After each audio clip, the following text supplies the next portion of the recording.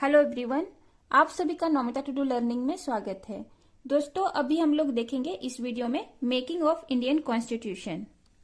पिछला कुछ वीडियो में हम लोग ने कंपनी रूल और ब्रिटिश गवर्नमेंट का रूल को हम लोग ने देखा और कैसे कैसे रूल्स बनते गया तो हमारा कॉन्स्टिट्यूशन का इवोल्यूशन होते गया। तो दोस्तों, इंडिया का जो फ्रीडम के बाद, इंडिपेंडेंस के बाद इंडिया का अपना कॉन्स्टिट्यूशन बना। तो ये कॉन्स्टिट्यूशन जो है दोस्तों, ये सबसे पहले आइडिया किनका था, किसने दिया था? तो 1934 में एम एन रॉय का जो पूरा नाम है मानवेंद्र नाथ रॉय है।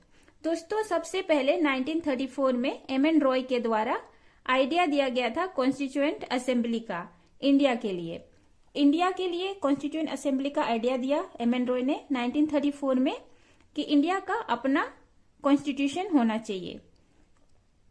इसके बाद 1935 में इंडियन नेशनल कांग्रेस के द्वारा फर्स्ट टाइम ऑफिशियली डिमांड किया गया ब्रिटिश गवर्नमेंट से कि इंडिया में कॉन्स्टिट्यूएंट असेंबली हो।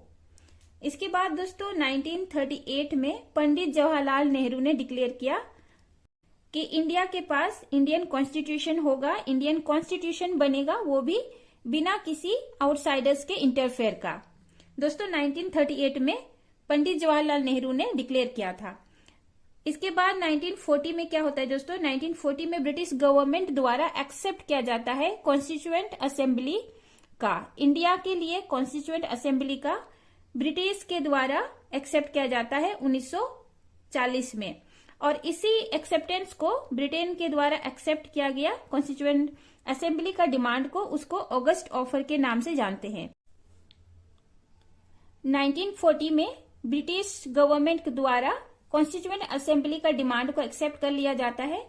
तो 1942 में क्रिप्स मिशन आता है क्रिप्स मिशन आता है दोस्तों इंडिया के लिए इंडिपेंडेंट कॉन्स्टिट्यूएंट असेंबली का ड्राफ्ट लेके, लेकिन इस ड्राफ्ट को मुस्लिम लीग द्वारा रिजेक्ट कर दिया जाता है, क्योंकि क्रिप्स मिशन द्वारा एक स्टेट के लिए, एक कंट्री के लिए कॉन्स्टिट्यूएंट असेंबली का ड्राफ्ट लेके आता है।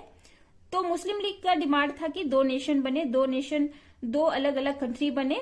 तो इसलिए मुस्लिम लीग द्वारा क्रिप्स मिशन को रिजेक्ट कर दिया जाता है, क्रिप्स मिशन का ड्राफ्ट को रिजेक्ट कर दिया जाता है।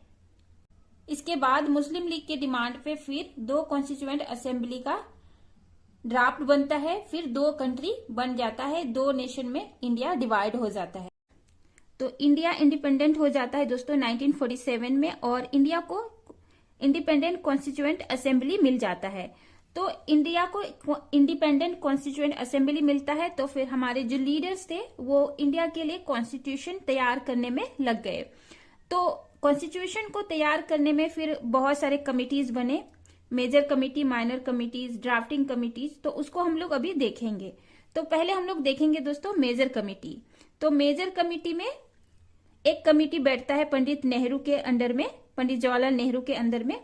तो पंडित जवाहरलाल नेहरू के अंडर में 3 कमिटी होता है दोस्तों, union power committee, union constituent committee और स्टेट कमिटी। ये 3 जो कमिटी है पंडित जवाहरलाल नेहरू के अंडर में होता है।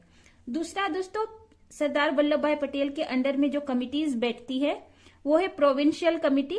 प्रोविंशियल कमिटी मतलब दोस्तों स्टेट्स कमिटी, जो हम लोग जानते हैं सरदार पटेल जो है कि हमारे जो छोटे छोटे टुकड़े में बटे हुए स्टेट्स को उन्होंने यूनाइट किया था। तो उससे हम लोग इजीली समझ सकेंगे कि प्रोविंशियल कमिटी, जो प्रोविंशियल के जो लीडर थे सरदार पटेल थे, तो प्रोविंशियल कमिटी के जो हेड थे सरदार पटेल थे, और इनके अंडर में था एक और committee, advisory committee on fundamental rights, minorities और ट्राइबल।